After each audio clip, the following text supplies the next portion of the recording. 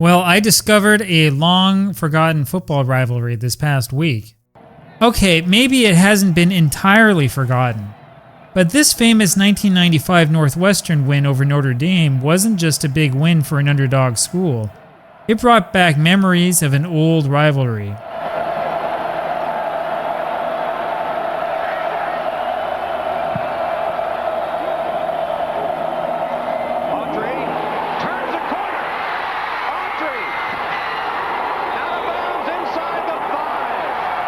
Okay, now whether we consider Notre Dame and Northwestern an actual football rivalry depends a lot on what we mean by rivalry. Take a look at the history and you'll see what I mean. Between 1889 and 1946, the two teams met 26 times. Northwestern won 3 and there were 2 ties. Well, that's not exactly close, is it? Northwestern did manage a small winning streak in the early 1960s, but it was all Fighting Irish otherwise. Now, what those scores don't show you is just how important some of these football games really were. As always, if we want to get a feel for the excitement of football before World War II, we really need to go into the old newspapers. Northwestern came into their 1926 meeting with Notre Dame with a perfect 3-0 record. 40,000 people turned up to see the big game in Evanston. This was the Knute Rockne era for Notre Dame, and demand for tickets was absolutely sky high. Radio station WBBM in Chicago broadcast play-by-play live. This was 1926, of course. Radio broadcasts weren't exactly common back then. This was a huge moment for the rivalry, and it's one that we've completely forgotten about. Well, this game lived up to its hype. Northwestern had the ball on the Notre Dame 14-yard line near the end of the first quarter. However, the Notre Dame defense held and intercepted a pass in the back of the end zone on 4th down. Notre Dame similarly threatened deep in Northwestern territory near the end of the first half, but Northwestern held them. Again, in the third quarter, a Notre Dame drive deep in Northwestern territory was thwarted when a 4th down conversion failed. I mentioned this last time, but I really should repeat it. Field goals were not common back in those days. That's why you saw teams going for it on 4th and short inside the 20. In the fourth quarter, it was left-handed quarterback Perry Parisian for Notre Dame who drove the ball up the field with his passing. Parisian's throws scored the lone touchdown of the game. In the end, Notre Dame won, but only by a 6-0 margin. This was clearly one of the highlights of the rivalry, may have been the highlight of the rivalry.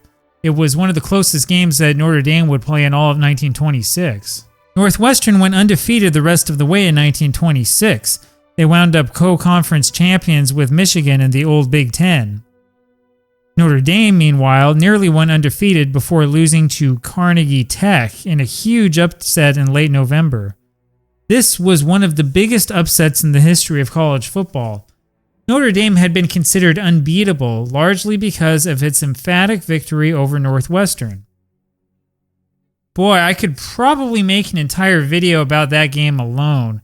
Now, the biggest question that I have today is why in the world Notre Dame was playing against Carnegie Tech, which is now Carnegie Mellon.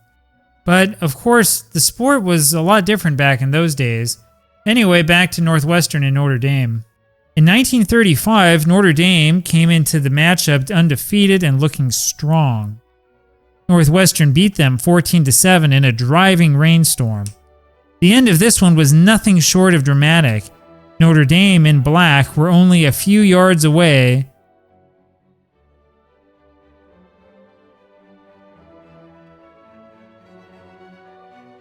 but they couldn't score.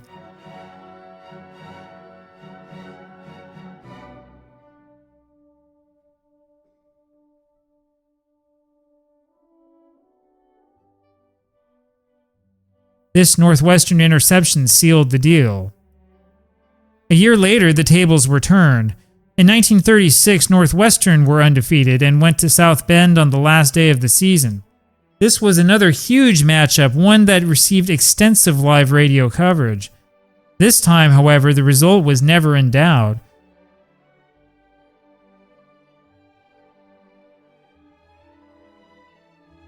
Notre Dame blasted out of the gates, built up a big lead, and then held on until the end. Well, and that brings us to today's game. Now, if you're new here, I really should explain a little bit. I am playing the 1946 college football season with Action PC Football. Action PC Football is a mostly text-based computer simulator. I'm coaching Notre Dame, but I've also completely restructured the college football world of 1946. I created 8 geographic divisions of 8 teams each. Notre Dame and Northwestern came into this game in the Action PC Football world tied for first in the division. They have 2 wins each. Northwestern looked good in its first victory over Indiana. It then shut out Michigan State 30-0. Now you'll notice that Pat Keefe has been Northwestern's quarterback. As you can see here though, the quarterback role was spread among 3 different players in real life in 1946. Yeah, this is where things get really complicated. You see, our football sims are created for the modern game of American football. They don't necessarily do so well with older offensive structures and teams that rotated guys in and out like this. But you know what? I'm going to just let the computer do what it wants to do. This is what the game looks like in case you've never seen it before. Okay, it's not exactly like EA Sports College Football 25, but there are things you can do with this game that you can't do with the arcade games. For example, when we had a hard time gaining yardage in the second quarter, I changed the offensive scheme over to the single wing. It didn't work much better, unfortunately. I also gave the old Notre Dame box a try. Well, that didn't work either. That's part of the fun, by the way. You can set things up so that they are more or less a realistic interpretation or representation of what teams actually did back in 1946. And the truth is that it really does give you a good feel for the football of the era. A big run by Jim Mello set us up early for our first score. Big Terry Brennan then drove in that first touchdown. But our defense faltered under the pressure. Alright, if you haven't watched my other videos yet, you might not fully understand this. Even though there was unlimited substitution in college football back in 1946, most teams didn't use 2 platoons the way that they do today. Our defensive players are the same as our offensive players. Imagine trying that today. For example, Johnny Lujak threw this interception.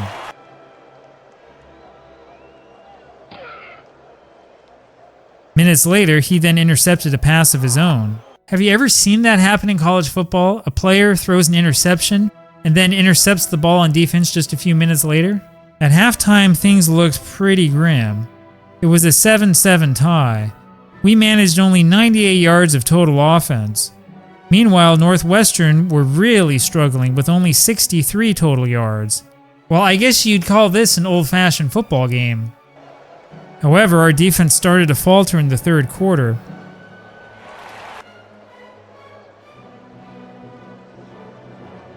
Next thing I knew, they were up 14-7.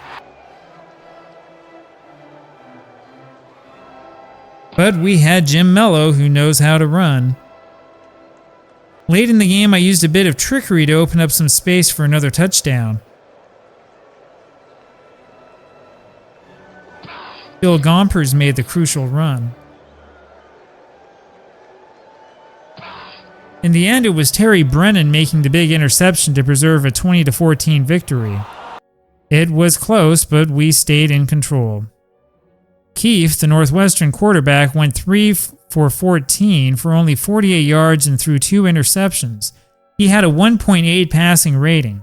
Well, in this particular case, fantasy bore little resemblance to reality. Notre Dame hosted Northwestern the week after that famous 0-0 tie with Army in real life, and it was never close.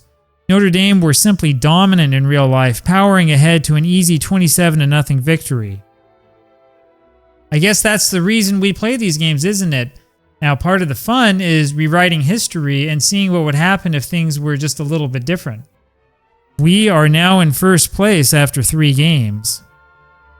Well, remember though, we play each team in our division twice for a 14-game season. And I've got a feeling that Northwestern will be every bit as hard to beat the second time out.